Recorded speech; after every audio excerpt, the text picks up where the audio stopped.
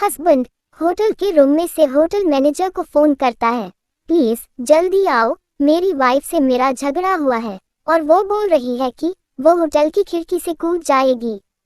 Manager, sorry sir, but this is your personal issue. Husband, अबे साले, खिड़की नहीं खुल रही है, this is a maintenance issue.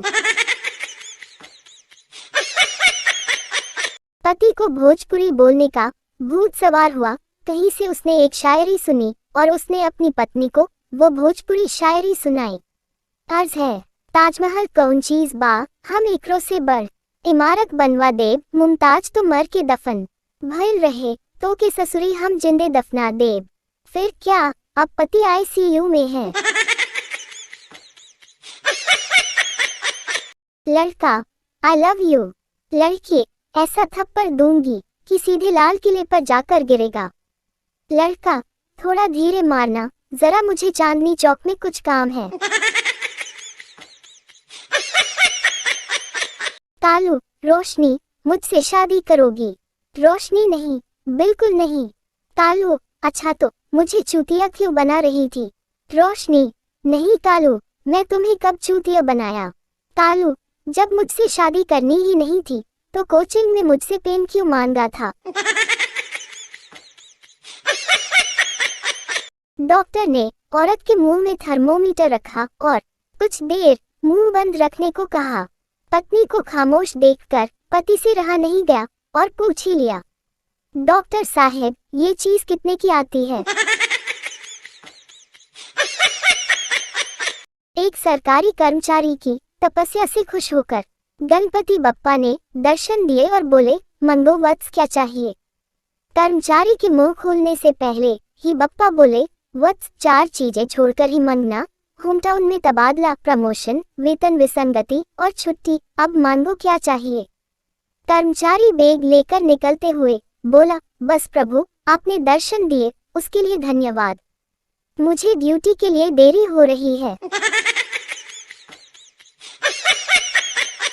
एक आदमी ने अपने पूरे परिवार सहित मकान का बीमा कराया। अचानक एक दिन उसका मकान आग लगने से ध्वस्त हो गया। बीमा कंपनी का ऑफिसर जायजा लेने के लिए आया। उसने आदमी से कहा, चिंता मत करो, हमारी कंपनी की पॉलिसी सबसे अच्छी है, हम आपको ऐसा ही नया मकान बनवा कर देंगे। आदमी बोला, अगर आपकी कंपनी की यही पॉलिसी है तो मेरी बीवी का बीमा अभी खत्म कर दीजिए। लड़की, तुम्हारे पापा क्या करते हैं? पप्पू, HDFC के मालिक हैं। लड़की, अरे वाह, HDFC बैंक के। पप्पू, नहीं नहीं, हीरालाल दही बड़े और फालूदा सेंटर के। कल खरगोश बम लेकर चिड़ियाघर में घुस गया और जोर से चिल्लाया, तुम सबके पास यहाँ से निकलने के लिए केवल 1 मिनट का टाइम है।